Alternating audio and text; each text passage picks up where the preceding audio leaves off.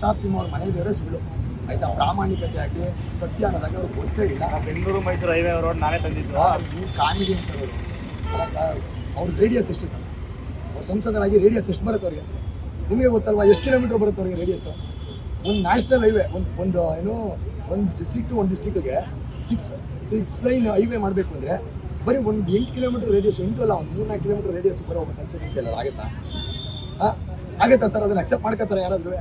ಈಗ ಚಾಮರಾಜನಗರದಲ್ಲಿ ಧ್ರುವನಾರಾಯಣ ಸಾಹೇಬ್ ಇದ್ರು, ಅವರು ನಾನು ಬಂದ್ಬಿಟ್ಟು ಮೈಸೂರಲ್ಲಿ ಮಾಡಿಸ್ತೀನಿ ಅಂದರೆ ಅದನ್ನು ಅಕ್ಸೆಪ್ಟ್ ಮಾಡ್ಕೋತಾರೆ ನೀವು? ಅವ್ರು ಆ ರೀತಿ ಸುಳ್ಳು ಹೇಳಿಲ್ಲ ಆಯಿತಾ.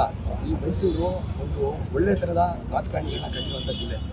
ದೇವರಾಜ ಅರಸರಂಥ ಒಂದು ದೊಡ್ಡ ಮಟ್ಟದ ಅಭಿವೃದ್ಧಿ ಅಧಿಕಾರ, ಸಿದ್ದರಾಮಯ್ಯ ಸಾಹೇಬರಂಥ ಅಭಿವೃದ್ಧಿ ಅಧಿಕಾರ ಅಂತ ಕಟ್ಟಿರುವಂಥ ಜಿಲ್ಲೆ ಈ ಜಿಲ್ಲೆ.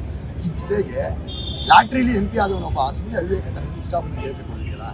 ಈ ಜಿಲ್ಲೆ ಹೆಸರು ಹಾಳಾಗ್ತಾ ಇದೆ ರಾಜಕಾರಣದಲ್ಲಿ. ಅದು ಈ ರೀತಿ ಹೇಳಿಕೆಯಿಂದ ಮುಂದೆ ಟಿಕೆಟ್ ಸಿಗ್ಬೋದು ಅಂತ ಸರ್. ಟಿಕೆಟ್ ಸರ್, ಅದೇನು ಬಸ್ ಟಿಕೆಟಾ ಸರ್? ಅವ್ರಿಗೆ ಒಂದ್ಸಲ ಟಿಕೆಟ್ ಕೊಡದೆ ಮನೇಲಿ ಕೂರಿಸಿದ್ರೆ ಏನಕ್ಕೆ ಹೇಳಿ? ಅವ್ರಿಗೆ ಅವರು ಒಬ್ಬ ಅಭಿವೃದ್ಧಿ ಕೆಲಸಗಾರ ಅಲ್ಲ, ಜೊತೆಲಿ ಅವ್ರ ಪಕ್ಷಕ್ಕೆ ಮುಜುಗರ ಉಂಟು ಮಾಡೋಂಥ ವ್ಯಕ್ತಿತ್ವ ಅಲ್ಲ ಸರ್.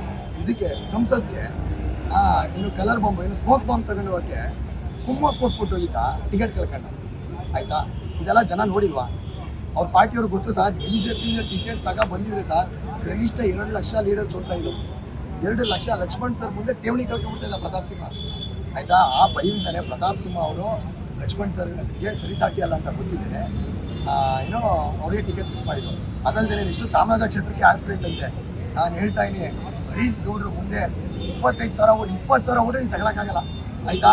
ಹರೀಶ್ ಗೌಡ್ರು ಮಾಡ್ತಿರೋ ಅಭಿವೃದ್ಧಿ ಮುಂದೆ ಚಾಮರಾಜ ಕ್ಷೇತ್ರದಲ್ಲಿ 20,000 ಓಟ್ ನೀವು ತಗೊಳಕ್ಕಾಗಲ್ಲಪ್ಪ. ಓಪನ್ ಚಾಲೆಂಜ್ ನಿಮಗೆ. ಈ ಟಿಕೆಟ್ ಇಸ್ಕೊಬರಲ್ಲ, ಅದು ಬೇರೆ ಪ್ರಶ್ನೆ. ಈ ಟಿಕೆಟ್ ಇಸ್ಕೊಬಂದ್ರು 15ರಿಂದ 20,000 ಓಟ್ ನೀವು ತಗೊಳ್ಳಲ್ಲ ಆಯಿತಾ. ಹರೀಶ್ ಗೌಡ್ರು ದೊಡ್ಡ ಮಟ್ಟದ ಅಭಿವೃದ್ಧಿನ ಚಾಮರಾಜ ಕ್ಷೇತ್ರದಲ್ಲಿ ಮಾಡ್ತಾ ಇದ್ದಾರೆ. ಹಿಂದೆನೂ ಕೂಡ ಕಾಂಗ್ರೆಸ್ ಪಕ್ಷ ಅಧಿಕಾರದಲ್ಲಿ ಬೇಕಾದ್ರೆ ಚಾಮರಾಜ ಕ್ಷೇತ್ರಕ್ಕೆ ಹೆಚ್ಚು ಅನುದಾನವನ್ನು ಕೊಟ್ಟಿದ್ದಾರೆ ಸಿದ್ದರಾಮಯ್ಯ ಸಾಹೇಬರು. ಅದರಿಂದ ಚಾಮರಾಜ ಕ್ಷೇತ್ರದಲ್ಲಿ ಪ್ರತಾಪ್ ಸಿಂಹ ತಪ್ಪಿನೂ ಟಿಕೆಟ್ ತಗೊಳ್ಳಲ್ಲ. ತಗೊಂಡು ಬಂದಿರಂತೂ ಠೇವಣಿ ಕಳ್ಕೊಂಡೆ ಮನೆ ಕಳಿಸಿ. ನಾವು ಪ್ರಾಮಾಣಿಕವಾಗಿ ಪ್ರತಾಪ್ ಸಿಂಹ ಎಲ್ಲೆಲ್ಲಿ ರಾಜಕಾರಣ ಮಾಡ್ತೇನೆ, ಎಲ್ಲಿ ಅವ್ರು ನೆಕ್ಸ್ಟ್ ಮೂವ್ ಎಲ್ಲಿರ್ತದಲ್ಲ ನಾವಿರ್ತೀವಿ. ಸ್ಟ್ರೈಕ್ ಮಾಡ್ತಾ ಇರ್ತೀರಿ, ಅವ್ರು ಹೇಳಿಕೆ ಕೊಡ್ತಾನೆ ಇರ್ತಾರಲ್ಲ ಸರ್. ಇಲ್ಲ ಸರ್, ಇದು ಸುಮ್ಮನೆ ಜಸ್ಟ್ ಟ್ರೇಲರು ಅಲ್ಲ, ಇದು ಬರೀ ಒಂದು ಶಾರ್ಟ್ ಅಷ್ಟೇ. ನೆಕ್ಸ್ಟ್ ಇರ್ತದೆ. ಹೆಂಗೆ ಅಂದರೆ ನಾವು ಇದೇ ರೀತಿ ಹೇಳಿಕೆ ಕೊಡ್ತಾ ಇದ್ರೆ ನಮ್ಮ ಯತೀಂದ್ರ ಸಿದ್ದರಾಮಯ್ಯ ಸಾಹೇಬ್ರ ಅಭಿಮಾನಿಗಳು ಗೊತ್ತು ತಾನೆ. ಇಡೀ ಕರ್ನಾಟಕ ರಾಜ್ಯದಲ್ಲಿ ಸಿದ್ದರಾಮಯ್ಯ ಸಾಹೇಬ್ರಿಗೆ ಎಷ್ಟು ಜನ ಅಭಿಮಾನಿಗಳಿದ್ದಾರೆ. ಸಿದ್ದರಾಮೋತ್ಸವ ಕಾರ್ಯಕ್ರಮ ನೋಡಿದ್ಯಾ ಅಲ್ವೇನಪ್ಪ ಪ್ರತಾಪ್ ಸಿಂಹ? ನಿಮ್ಗೆ ಗೊತ್ತಲ್ವಾ ಸಿದ್ದರಾಮಯ್ಯ ಸಾಹೇಬ್ರ ಜನ ಬೆಂಬಲ ಎಷ್ಟು ಅಂತ? 16 ಲಕ್ಷ ಜನ. ಅಧಿಕಾರ ಇಲ್ಲದಿರೋ ದಿವಸ ಜನ ಬಂದಿದ್ದು 16ರಿಂದ 18 ಲಕ್ಷ ಜನ.